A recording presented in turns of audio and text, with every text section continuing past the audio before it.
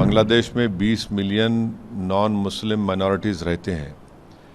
तो ये बहुत ज़रूरी है कि बांग्लादेश के जनाब यूनुस साहब इन नॉन माइनॉरिटीज़ की हिफाजत करें। बांग्लादेश की स्टेबिलिटी भारत की सिक्योरिटी के लिए बहुत ज़रूरी है, ख़ास तौर से नॉर्थ ईस्ट के लिए। हम उम्मीद करते हैं कि भारत सरकार भी बांग्लादेश से और भारत सरकार के हमारे देश में ताल्लुक़ात और ख़राब नहीं होंगे बल्कि अच्छे होंगे। क्योंकि बांग्लादेश जो वो बना था सेकुलर बांग्ला नेशनलिज़म के ऊपर, और बांग्लादेश के संविधान में आर्टिकल 41 फ्रीडम ऑफ रिलीजन की बात करता है, 27-28 इक्वालिटी ऑफ लॉ की बात करता है, और उनके संविधान का आर्टिकल 12 सेकुलरिज्म की बात करता है।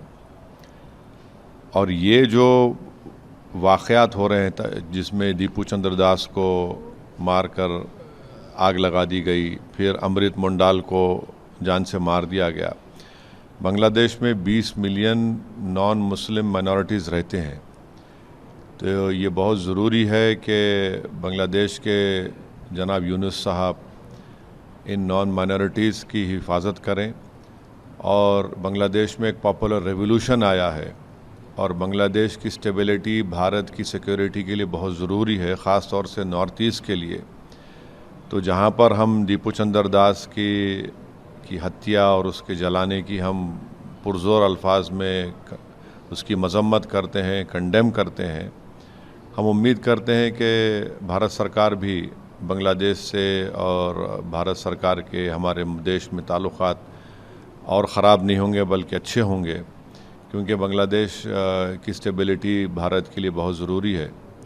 तो उम्मीद करते हैं, बस साथ ही साथ हमको ये भी समझना ज़रूरी है कि हमारे देश में वेस्ट बंगाल के एक लेबर को, जिसका नाम जोएल शेख था, उड़ीसा के संबलपुर में उसको बांग्लादेशी कहकर मार दिया गया।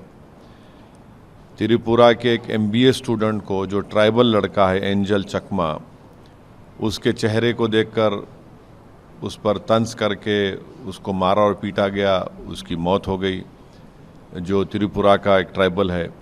फिर नालंदा डिस्ट्रिक्ट में अतहर हुसैन को उसके कान को, उंगलियों को, पैर को काट दिया गया, जिसम में एक रॉड को अंदर डाल दिया गया।